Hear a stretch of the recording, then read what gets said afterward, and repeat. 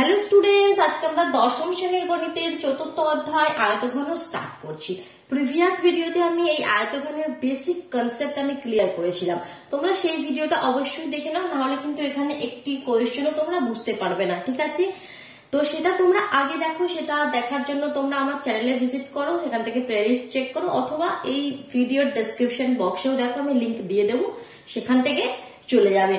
তো ওটা অবশ্যই দরকার। বেসিক কনসেপ্ট যাদের ক্লিয়ার নেই তারা কিন্তু এই ভিডিওটি দেখে তাদের কোনো লাভ নেই।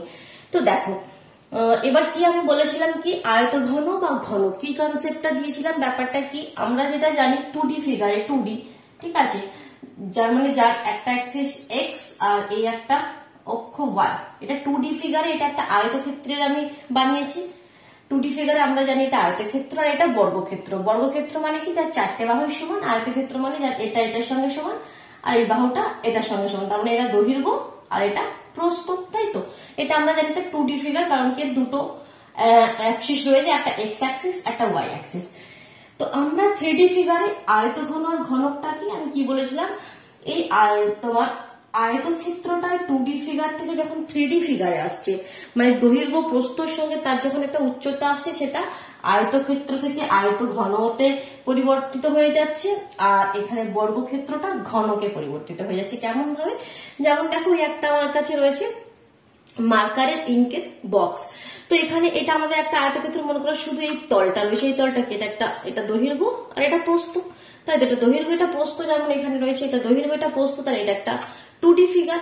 তো এর মধ্যে কি হলো দেখো, এর মধ্যে একটা উচ্চতারা যুক্ত হয়ে গেল, যেমন একটা খাতার পাতা যার পিছনে কিছু নেই, শুধু এই পেজটা, শুধু দৈর্ঘ্য আর প্রস্থ, কিন্তু তার সাথে যেমন এই উচ্চতাটা এদিকটা চলে আসবে, মানে এটা কি হয়ে গেল, এটা উচ্চতা হাইট চলে এলো, ঠিক আছে? একটা অ্যাক্সিস, দুটো অ্যাক্সিস, এক্স অ্যাক্সিস ওয়াই অ্যাক্সিসের সঙ্গে জেড অ্যাক্সিস এসে যাচ্ছে, তার মানে 3D ফিগারে চলে যাচ্ছে ব্যাপারটা। তো দৈর্ঘ্য প্রস্থর সঙ্গে যখন উচ্চতা এলো, সেটা হলো আমাদের আয়তঘন। একই জিনিস, এটা 2D ফিগারে এটা 3D ফিগারে, আয়তক্ষেত্রটা আয়ত ঘনতে চেঞ্জ হয়ে গেল, কারণ তাতে কি হলো, একটা উচ্চতা এসে গেল। তো এই ফিগারটা কিভাবে আমরা ড্র করতে পারি বলেছিলাম, এভাবে করবে, এর মাঝখানে এভাবে করবে, সমানভাবে দুটো আয়তক্ষেত্র করলে, আর এভাবে কর্নার গুলো যুক্ত করে দিলে, তাহলে দেখো এটা ঠিক বক্সের মতো ইমাজিন করতে পারছো।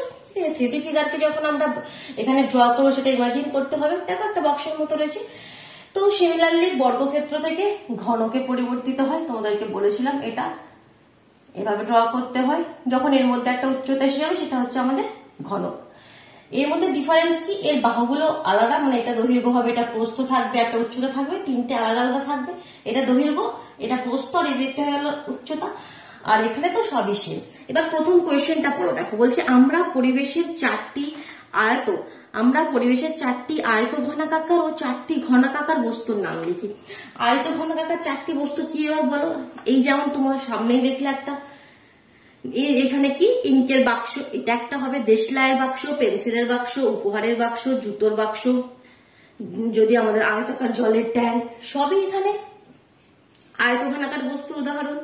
সিমিলারলি চারটি ঘনাকার বস্তুর ঘনকের উদাহরণ চারটি। সবার প্রথমে আমরা যে লুডো খেলি, লুডোর ছক্কা, আইস কিউব, সুগার কিউব, অনেক সময় পেপার ওয়েট হয়, ঠিক আছে? পেপার ওয়েট গুলো যেগুলো হয়, সেগুলো অনেকটা এরকম, মানে এরকম সাইজের, যার প্রতিটা বাহু সমান হবে, সেগুলোই হচ্ছে আমাদের ঘনকাকার বস্তু। তো তার মধ্যে এগুলো আমরা বলতে পারি লুডোর ছক্কা, ice cube, sugar cube, paper wait.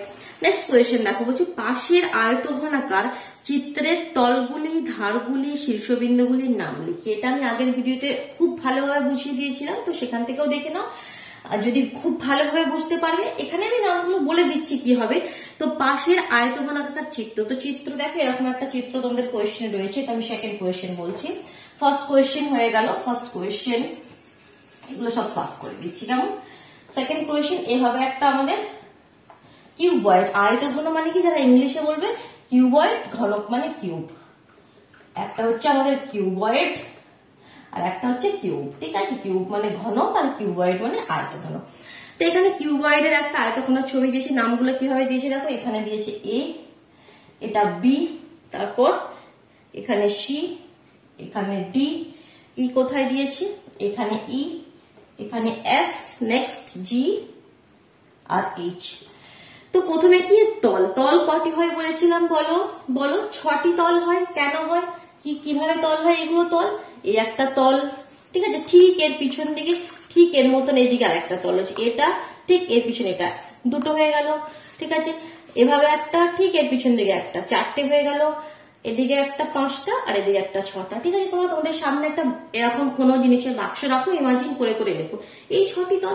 তাহলে 6টি তলের কি কি নাম দেখো, তল তো 6টি হয়, তাহলে ছল তলটি কি কি হলো দেখো। একটা তো হচ্ছে দেখো এই সামনের তলটা, কি নাম এই তলটা, A B H E, A B H E. Number 2, ঠিক আছে, এই দেখো সামনের তল ঠিক এর পিছন দিকে ইমাজিন করো, ঠিক এর উল্টো দিকে দেখো C G F D, C G F D ঠিক এর পিছন দিকে রয়েছে। মানে আমি এই দুটো তল বললাম, একটা সামনে একটা ঠিক এর পিছনে, এই দুটো তলের নাম বলা হয়ে গেল আমার। ঠিক আছে, এবার একটা উপরে দেখো, উপরে কোনটা, এটা এ বি সি ডি, উপরের তলটা কি এ বি সি ডি, উপরে রয়েছে দেখো, নিচেরটা ইমাজিন করো এটা ই, নিচেরটা কি E H, E H G F, E H G F, তাই তো, নিচেরটা হয়ে গেল। এবার দেখো এবার কোনটা, এই সাইডেরটা আর এই সাইডেরটা, এই সাইডেরটা কি ডি এ, নাম্বার 5 দেখো ডি এ ই এফ, আর নাম্বার 6 কি হবে, এদিকেরটা কি C B, C B H G, H G. এই তো 6টি তল। ঠিক আছে, তো এইগুলো 6টি তল, দেখা হচ্ছে চেক করে নাও, এ বি এইচ ই ঠিক ঠিক এর পিছনে সি জি এফ ডি। ঠিক আছে, উপরেরটা লিখেছি এ বি সি ডি, নিচেরটা লিখেছি কি লিখেছি ই এইচ জি এফ, ঠিক এদিকেরটা ডি এ ই এফ, এদিকেরটা সি বি এইচ জি। 6টি তল। এবার ধার কটি হয়, ধার কটি হয়, ধার হয় 12টি। কেন 12টি ধার হয় সেটা আমি খুব ভালোভাবে বুঝিয়েছিলাম। ধার কি, যেখানে দুটি তল মিলিত হচ্ছে সেটাই ধার, যেখানে দুটি তল মিলিত হচ্ছে, এই একটি তল এই একটি তল, এই দেখো এইটাই মিলিত হচ্ছে, এইটা এই লাইনটা এখানে মিলিত হচ্ছে, তাই এটা একটা ধার, এদিকে একটা ধার, এদিকের তলটা এদিকে তলটা এইটা একটা ধার, এখানে মিলিত হচ্ছে এটা একটা ধার, এখানে মিলিত হচ্ছে এটা একটা ধার। মানে এই যে স্ট্রেট লাইন বা এখন স্লিপিং লাইন, স্ট্যান্ডিং লাইন, যে লাইনগুলো থাকবে সেগুলোই ধার। তো দেখবে এরকম টোটাল 12টি ধার আছে। দেখো এখান থেকে শুরু করে এখন বোর্ড থেকে ডিসি, নাম্বার 1 দেখো DC, number 2 AB, number 3 FG, লাইনটা তাহলে ভুলে যাবো কোনগুলো কোনগুলো লিখছি, ডিসি হয়ে গেল, এবি হয়ে গেল, এফজি হয়ে গেল, এখানে ই এইচ, ই এইচ, 4টে হলে ভাবে। ঠিক আছে, এভাবে স্লিপিং 4টে লিখলাম। এবার এদিকে লিখবো দেখো ডিএ, নাম্বার 5 এ লিখছি ডিএ। ঠিক আছে, এটা হয়নি, এফই, এফই 6টা হয়ে গেল। এবার এখানে আরেকটা আছে এই, এখানে আরেকটা আছে নাম্বার 7 আছে এই, আর একটা আছে ডিএফ, নাম্বার 8 আছে ডিএফ। ঠিক আছে, এই দেখো স্লিপিং 4টে হয়ে গেল, এদিকে 4টে হয়ে গেল। এবার এদিকে 4টে আছে, তাহলে কটা হয়ে গেল, 8টা হয়ে গেল, আর 4টে 12টা হয়ে যাবে, তাহলে 9টা। নাম্বার 9 দেখো এখানে CB, number 10 GH, GH, number 11 CG, CG BH, number 12 BH. যতগুলো লাইন আছে এখন সেগুলি হচ্ছে আমাদের ধার, কারণ সেখানে দুটি তল মিলিত হচ্ছে। আর শীর্ষবিন্দু কি বলেছিলাম, শীর্ষবিন্দু আমরা কোনগুলোকে বলি, শীর্ষবিন্দু আমাদের কটি থাকে, শীর্ষবিন্দু বলো 8টি, শীর্ষবিন্দু 8টি থাকে, তাই তো।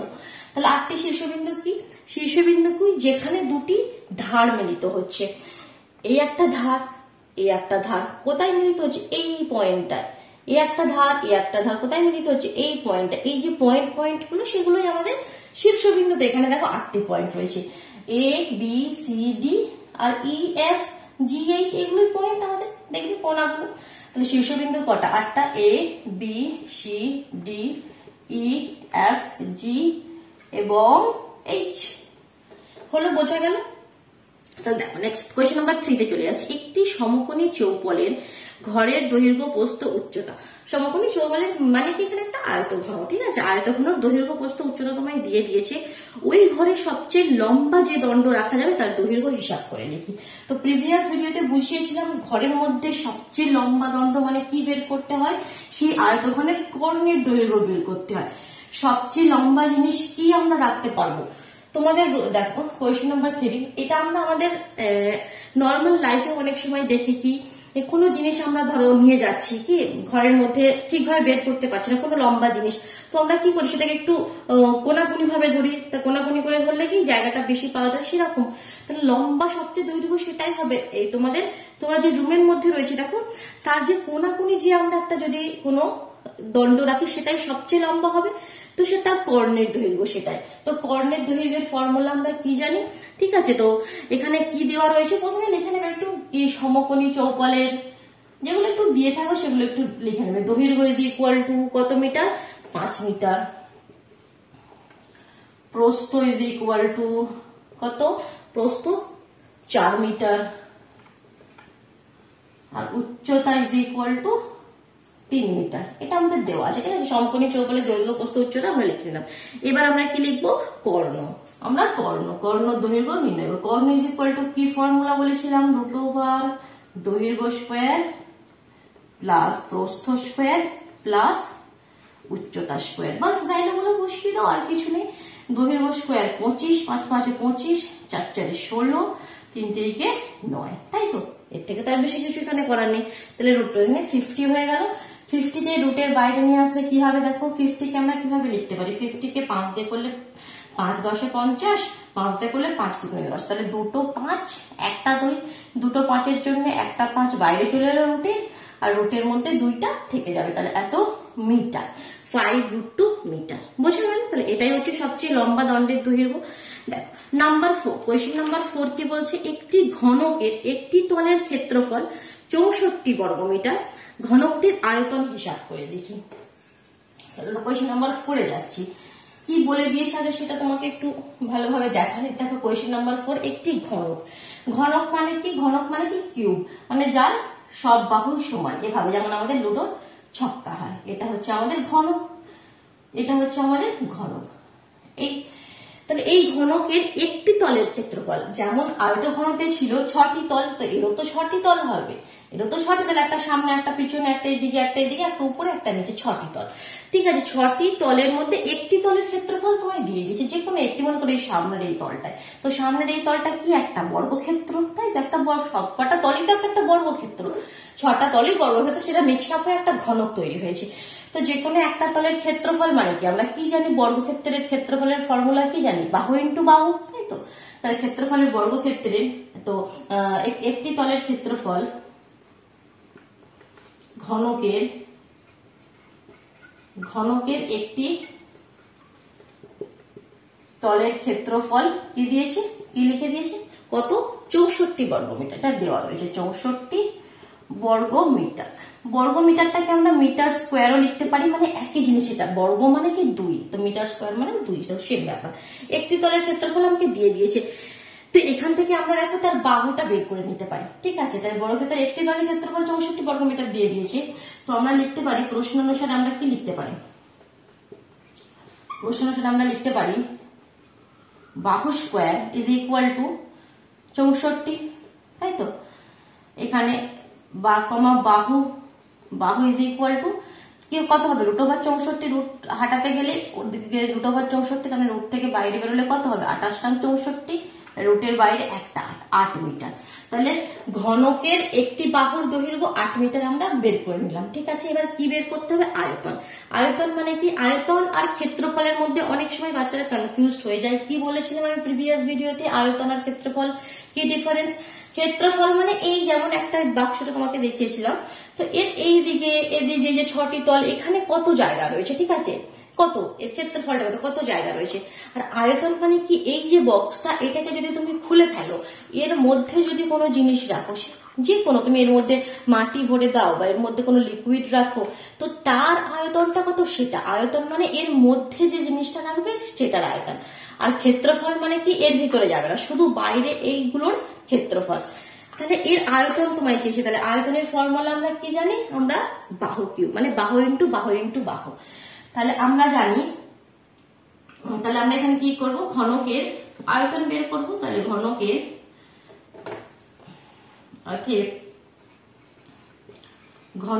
আয়তন ইজ ইকুয়াল টু বাহু কিউব মানে বাহু ইন্টু বাহু ইন্টু বাহু, বাহুকে 3 বার, তাহলে মানে 8 কিউব, তাহলে 8 ইন্টু 8 ইন্টু 8, 8 কে 3 বার গুণ করলে কত হবে বলো? 512। 512 এখানে কি বর্গমিটার হবে না, ঘনমিটার হবে, 3 বার আছে, তাহলে এখানে আমরা লিখবো ঘনমিটার। এটাকে আমরা মিটার কিউবও লিখতে পারি, ঠিক আছে, একই ব্যাপার। ক্লিয়ার হলো এটা? নেক্সট কোয়েশ্চেন নাম্বার 5 এ মুভ করো। আমাদের বকুলতলা গ্রামে 2 মিটার চওড়া এবং 8 ডেসিমিটার গভীর একটি খাল কাটা হয়েছে। ঠিক আছে, দেখো আমি এটা ড্র করছি, তবে তোমরা বুঝতে পারবে ব্যাপারটা। আরো কোয়েশ্চেন নাম্বার 5 না? ইয়েস। তো একটা খাল কাটা রয়েছে, খাল মানে কেমন বলছে, আমাদের বকুলতলা গ্রামে 2 মিটার চওড়া একটা খাল, যার চওড়াটা 2 মিটার, ঠিক আছে, খুব ভালো কথা। 2 মিটার চওড়া, 8 ডেসিমিটার গভীর, ঠিক আছে, এটা গভীর 8 ডেসিমিটার। এটা লম্বা কত সেটা এখনো বলে দেয়নি, এটা গভীরটা চওড়াটা বলেছে, মানে এটা চওড়া মানে কি, তার প্রস্থটা বলেছে 2 মিটার, এটা তোমাকে বলে দিয়েছে, ঠিক আছে। তো সেটা গভীর 8 মিটার, মানে যদি এই বক্সটা দিয়ে তোমার একটু ব্যাপারটা বুঝে নাও আগে, তারপর আমি এটা আরো ভালোভাবে বোঝাচ্ছি। তার এই যে বক্স, তার চওড়াটা বলেছে 2 মিটার, ঠিক আছে, তার লম্বা দৈর্ঘ্য এখনো বলে দেয়নি, চওড়াটা, ঠিক আছে। খাল কেটেছো, মনে করে এভাবে একটা খাল রয়েছে, ঠিক আছে, এটা সোজা ভাবে ধরছি, তো খালটা এটা লম্বা এভাবে চলে যাচ্ছে খালটা, ঠিক আছে। তো তার এটা মানে তার চওড়াটা 2 মিটার বলেছে, তার সেটা গভীর কত, ভিতর থেকে কত রয়েছে, মানে এটা কত, উচ্চতাটা কত, গভীরটা বলে দিয়েছে তোমাকে কত, কত বলেছে 8 ডেসিমিটার। তো এখানে গভীর ওটা আমরা যদি ড্র করতে চাই, এভাবে আমাদের করতে হবে ব্যাপারটা। এই দেখো, এটা আমি করলাম, একটা আয়তঘন তৈরি করলাম, তার গভীর মানে কতটা গভীর রয়েছে, মনে করে এভাবে এটা যাচ্ছে, এভাবে এটা যাচ্ছে সোজা ভাবে, তো এটা তো তার দৈর্ঘ্য, ঠিক আছে। তাহলে এটা তার প্রস্থ, এটা দৈর্ঘ্য, এটা প্রস্থ, আর এটা কি হবে, এটা তার উচ্চতা, এটা গভীর, তাহলে এটা কত বলেছে, মানে উচ্চতাটা কত, 8 ডেসিমি, ঠিক আছে। দৈর্ঘ্যটা দেওয়া নেই, দৈর্ঘ্যটা আমরা x মিটার ধরে নেব। তারপর কি বলছে দেখো, একটি খাল কাটা হয়েছে, যদি মোট 240 ঘনমিটার মাটি কাটা হয়ে থাকে, তবে খালটি কত লম্বা হিসাব করে লিখি। খালটি কত লম্বা তোমাকে হিসাব করে লিখতে বলেছে, খালটি থেকে কত মিটার মাটি কাটা হয়েছে সেটা বলে দিয়েছে, ঠিক আছে। মাটি কাটা হয়েছে মানে মাটি কাটা কত হয়েছে, 240 ঘনমিটার, ঠিক আছে। তাহলে এটা কি 240 ঘনমিটার, এটা কি ক্ষেত্রফল না আয়তন? তো প্রথমে তো এটা ক্লিয়ার করে নাও। তো যারা ক্ষেত্রফল আয়তন ব্যাপারটা কনফিউজ হয়ে যাও বা কিছুই বুঝতে পারো না, তাদের জন্য একটা ট্রিক হচ্ছে, দেখো ঘনমিটার, ঘন কার এখানে একক হয়, শুধুমাত্র আয়তনেরই হয়, ক্ষেত্রফলের তো বর্গমিটার হয়, ঘনমিটার ইউনিট রয়েছে মানে এটা তো আয়তন, এখান থেকে ক্লিয়ার হয়ে গেলে। বাট কেন আয়তন, মাটি কাটা রয়েছে, আমি কি বলেছি, মাটি কখন থেকে কাটা হয়েছে, এই যে খাল রয়েছে, কি খালি তোর বকুলতলা গ্রামে, হ্যাঁ খাল, তো খালের ভিতর থেকে মাটি কাটা হয়েছে, খালের ভিতর থেকে মাটি কাটা হয়েছে, তার মানে এর ভিতরের আয়তনটা বলছে, এর ভিতরেই তো মাটিটা ছিল, সেটা কেটে বের করেছে, বলেছে ভিতর থেকে কিছু রাখবে বা কিছু কেটে বের করে নিলে সেটা মানে তার আয়তন। আর ক্ষেত্রফল মানে কি, বাইরের গুলো। বোঝা যাচ্ছে তো, বোঝা যাচ্ছে ব্যাপারগুলো, ঠিক আছে। চলো, বোঝাতে চাইছি ব্যাপারগুলো, যদি তোমরা বুঝতে পারো তখনই আমি খুশি হবো, ঠিক আছে, সুন্দরভাবে বোঝো ব্যাপারগুলো। কারণ আমি প্রথমে যেদিন চ্যানেল তৈরি করেছিলাম সেদিনই বলেছিলাম, এই চ্যানেলের প্রধান উদ্দেশ্যটা হচ্ছে কি, পড়াশোনার যে বিষয়গুলো সেগুলো খুব সহজভাবে বাচ্চাদের কাছে নিয়ে আসা, যাতে তারা পড়তে বেশি আগ্রহী হয়, ঠিক আছে। তোমরা কি আমার ফার্স্ট ভিডিওটা দেখেছো? দেখো গিয়ে, তো দেখো 240 ঘনমিটার, তো এখান থেকে মানে কি, এটা আয়তন, আর এখানে আয়তনের কি ফর্মুলা, দৈর্ঘ্য গুণিত প্রস্থ গুণিত উচ্চতা, তাই তো। এটা ফর্মুলাগুলো আমি প্রিভিয়াস ভিডিওতে বলে দিয়েছি, এগুলো তোমাদের বইয়েও পেয়ে যাবে। তো এটা আয়তনের ফর্মুলা, তাহলে দৈর্ঘ্য ইন্টু প্রস্থ ইন্টু উচ্চতা, এটা ইজ ইকুয়াল টু 240, এটাই তো বলে দিয়েছে। তাহলে এবার ব্যাপারগুলো তোমাকে লিখতে হবে, এরকম ভাবে লিখে ছড়িয়ে ছিটিয়ে লিখলে তো আর সুন্দরভাবে নম্বর পাওয়া যাবে না।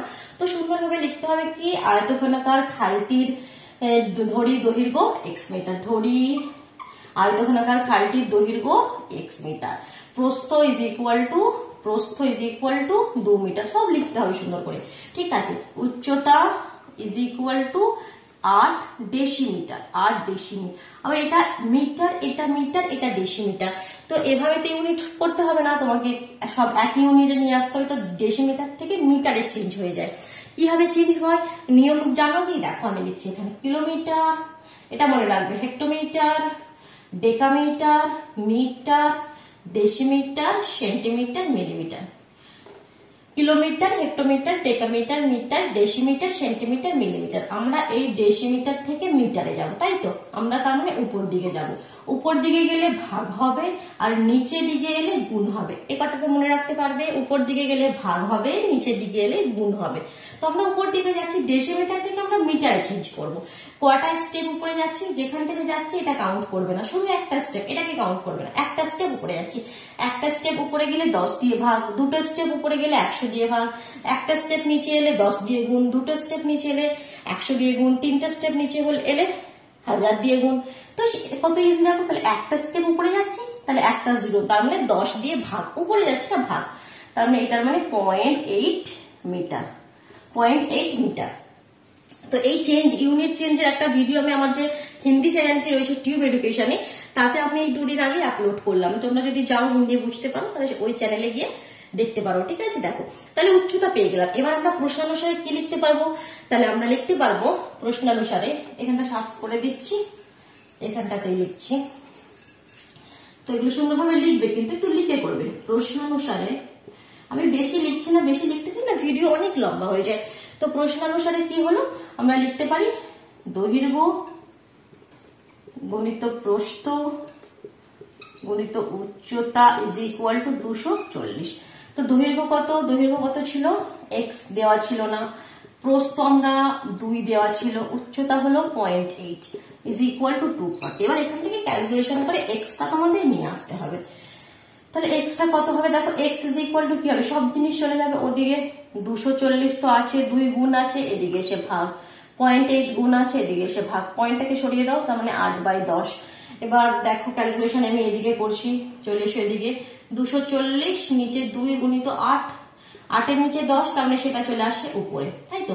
2 দিয়ে 5 দুগুণে 10, 8 দিয়ে 3 আসছে 24, 3 5 15, 150 হচ্ছে দৈর্ঘ্য, হলে হবে, ঠিক আছে? তাহলে 150 মিটার অ্যান্সার যদি থাকে তোমাদের কাছে, বই চেক করো, হ্যাঁ ঠিকই আছে, 150 মিটার। দেখো, এবার দেখো নেক্সট কোয়েশ্চেন, কোয়েশ্চেন নাম্বার 6। তো 6 কি বলছে, একটি ঘনকের কর্ণের দৈর্ঘ্য 4√3 হলে ঘনকটির সমগ্র তলের ক্ষেত্রফল হিসাব করে লিখি, ঠিক আছে? তো ঘনকের কর্ণের দৈর্ঘ্য কি, আমি আয়তঘনের কর্ণের দৈর্ঘ্য কি বললাম একটু আগে, কোয়েশ্চেন নাম্বার 6 কি বললাম, √, কি বলেছিলাম, √, দৈর্ঘ্য স্কোয়ার প্লাস প্রস্থ স্কোয়ার প্লাস উচ্চতা স্কোয়ার, এটাই তো বলেছিলাম। এটা আয়তঘন। ঘনকের কি, সবই বাহুসীম, না কোনো দৈর্ঘ্য, কোনো প্রস্থ, কোনো উচ্চতা, আলাদা কিছু নেই।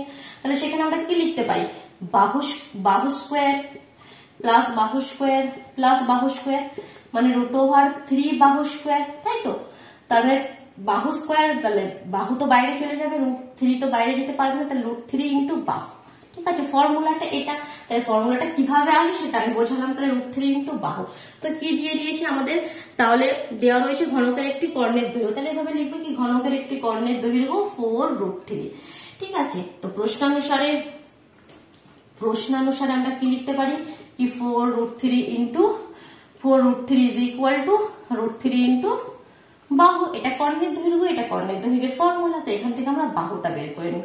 তাহলে বাহু ইজ ইকুয়াল টু কত হবে, 4√3, √3 কে এদিকে সরিয়ে দাও, √3 ক্যান্সেল, তাহলে শুধুমাত্র 4 একক কি আছে এখানে, একক মিটার আছে না সেন্টিমিটার আছে, সেন্টিমিটার রয়েছে, তাহলে 4 সেন্টিমিটার। এটা হয়ে গেল আমাদের কিসের, বাহুর দৈর্ঘ্য পেয়ে গেলাম 4 সেন্টিমিটার। তো কিন্তু তোমাদের চেয়েছে কি, সমগ্র তলের ক্ষেত্রফল। তাহলে সমগ্র তলের ক্ষেত্রফলের কি ফর্মুলা, 6 ইন্টু বাহু স্কোয়ার। তাহলে ঘনকটি সমগ্র তলের ক্ষেত্রফল ইজ ইকুয়াল টু 6 ইন্টু বাহু square, that means 6 into 4 square, that means 6 into 4 4 16 আর 6 16 কত, 296, 6 96, 7 17 6 আর 3 9 96 বর্গ সেমি, ক্ষেত্রফল বর্গ সেমি। তারপর নেক্সট কোয়েশ্চেন, কোয়েশ্চেন নাম্বার 7, একটি ঘনকের ধারগুলির দৈর্ঘ্য সমষ্টি 60 সেমি হলে ঘনকটির ঘনফল হিসাব করে লিখি। আচ্ছা, একটি ঘনকের ধারগুলির সমষ্টি বলছে, একটি ঘনকের ধারগুলির দৈর্ঘ্যের সমষ্টি ঘনক। কোয়েশ্চেন নাম্বার 7, ঘনকের ধার, ব্যাপারগুলো যখন এই যে ধার, শীর্ষবিন্দু, তল দিয়ে বলছে না, ব্যাপারগুলো তোমাদের ধার, শীর্ষবিন্দু, তল তোমরা যদি ক্লিয়ার খুব ভাগ জানো, তখন এগুলো খুব ইজি লাগবে চ্যাপ্টারটি। আর যারা না জানো কনসেপ্ট, তাদের কাছে এটা সবচেয়ে টাফ লাগবে, ঠিক আছে? কাজগুলো বুঝতেই পারবে না। তো দেখো যার জন্য আমি বলছি কি প্রিভিয়াস ভিডিওটা অবশ্যই দেখবে বেসিক কনসেপ্টে। তো ধারগুলোর সমষ্টি, ধার আমি কোনগুলোকে বলেছিলাম যেখানে দুটি তল মিলিত হয়। আমার মার্কারের বাক্সটা কোথায় গেল, ইঙ্কের, এই ধার বলেছিলাম দুটি তল যেখানে যে লাইনটাই মিলছে, এই যে লাইনগুলো আছে সেরকম। তো এরকম কটি লাইন বলেছিলাম, ধার দেখো 12টি হয়, 12টি হয়। তো সেই 12টি লাইনের সমষ্টি 60। আর এখানে তো কোনো ধার আলাদা নয়, কারণ সব বাহুই সমান, এটাও যা হবে এটাও তাই হবে, এটাও তাই হবে, এটাও তাই হবে, তাই তো। তাহলে আমরা কি লিখতে পারি, ধরি ঘনকের বাহুর দৈর্ঘ্য x, প্রথমে ধরে নিই কি ধরি ঘনকের বাহুর দৈর্ঘ্য x মিটার। মিটারে আছে কোয়েশ্চেন, মিটারে থাকলে মিটারে ধরবে, সেন্টিমিটারে থাকলে সেন্টিমিটারে ধরবে, কোয়েশ্চেন সেন্টিমিটারে আছে সেমি। তাহলে ধরি ঘনকের বাহুর দৈর্ঘ্য x সেমি, ঠিক আছে। আচ্ছা ইঙ্কটা ভালো নেই, তারা ভালো লিখছেন, একটু ইঙ্ক দি, এক মিনিট দাঁড়া, ওয়েট করো। লকডাউনে ইঙ্কও পাচ্ছি না জানো তো, তো খুব কষ্ট করে কোনোভাবে একটা ইঙ্ক জোগাড় করেছি, এখন এটা দিয়ে চালাচ্ছি, দেখি এটা শেষ হতে হতে আর একটা জোগাড় করতে হবে, কারণ এখন কোনো দোকানই খোলা থাকছে না, এখানে পুরোপুরি সম্পূর্ণ লকডাউন। তো দেখো এখানে আমরা ধরে নিলাম, এবার কি করব, তাহলে আমরা এবার কি দিয়ে দিয়েছি কি ঘনকের ধারগুলির দৈর্ঘ্য সমষ্টি। তাহলে ঘনকের ধারগুলির দৈর্ঘ্যের সমষ্টি ইজ ইকুয়াল টু কত, একটা ধার x, একটা ধার x, তাই এটা তো x, একটা ধার, বাহু মানে কি একটা ধার। তাহলে এখন দেখো কটি ধার আছে, 12। তাহলে ঘনকের ধারগুলির দৈর্ঘ্যের সমষ্টি কত হবে, 12x। ঘনকের ধারগুলির দৈর্ঘ্য সমষ্টি কত হবে, 12x, তাই তো। এখানে না লিখে এখানে লিখি 12x। তাই প্রশ্নানুসারে আমরা এবার কি লিখতে পারবো, প্রশ্নানুসারে কি লিখতে পারবো, 12x ইজ ইকুয়াল টু দিয়ে দিয়েছি কত, 60 বলেছে। তাহলে এখান থেকে x ইজ ইকুয়াল টু 60/12, তার মানে 5 × 60, 5 সেমি। বাহুর দৈর্ঘ্য পেয়ে গেলাম 5 সেমি, বাস। এবার কি চেয়েছি কি, ঘনফল হিসাব করে লিখে। তাহলে ঘনফল মানে কি তোমার আয়তন, ঘনকটির ঘনফল মানে কি আয়তন, এটা কিন্তু ক্লিয়ার। এখানে আয়তন কথাটি লেখা নেই, কিন্তু তোমাকে বুঝতে হবে ঘনফল মানে আয়তন। তাহলে আয়তনের কি ফর্মুলা, বাহু কিউব। তাহলে ঘনকটির আয়তন ইজ ইকুয়াল টু বাহু কিউব, ঠিক আছে। ঘনকটির আয়তন ইজ ইকুয়াল টু বাহু কিউব। তাহলে বাহু কিউব মানে 5-এর কিউব, তাহলে 5 × 5 = 25, 5 × 25 = 125 ঘন সেমি। ঘন সেমি, আয়তন মানে ঘন সেমি, ঠিক আছে। এখানে কখনোই বর্গ সেমি লিখবে না, এটা কমন সেন্স। বাহু কিউব, বাহুকে 3 বার গুণ করছে, একটা জিনিসকে 3 বার গুণ করছে, তখন সেটা ঘন হয়। 2 বার গুণ করলে বর্গ বলি তাকে আমরা। এখন নেক্সট কোয়েশ্চেনে মুভ করছি, কোয়েশ্চেন নাম্বার 8। যদি একটি ঘনকের 6টি পৃষ্ঠতলের ক্ষেত্রফলের সমষ্টি 216 বর্গমিটার হয়, তবে ঘনকটির আয়তন কত হবে হিসাব করে লিখি। একটি ঘনকের 6টি পৃষ্ঠতলের ক্ষেত্রফল, এরকম ভাবে কোয়েশ্চেনটা আমি এখানে এই পিকচারটাতেই বোঝাচ্ছি, এগুলো সাফ করে দিচ্ছি। তো এরকম একটা ঘনক আছে, তার 6টি পৃষ্ঠতল, মানে আমি বলেছি যেমন তার তল 6টি তল থাকে, তো 6টি তলের ক্ষেত্রফল তোমাকে বলে দিয়ে দিয়েছি 216 বর্গমিটার। তাহলে প্রথমে ধরে নিতে হবে, কি ধরে নেবে, ধরি ঘনকটির বাহুর দৈর্ঘ্য x সেমি, কোয়েশ্চেনটা সেমিতে রয়েছে, তাহলে এখানে আমরা সেমি ধরে নিলাম, ঠিক আছে, সেন্টিমিটার। তার মানে এবার কি 6টি তলের ক্ষেত্রফল মানে কি, মানে তার সম্পূর্ণ ঘনকটির ক্ষেত্রফল। একটি তলের ক্ষেত্রফল কত, বাহু ইন্টু বাহু। একটি তল মানে কি একটা বর্গক্ষেত্র, একটি তলের ক্ষেত্রফল কত, বাহু ইন্টু বাহু।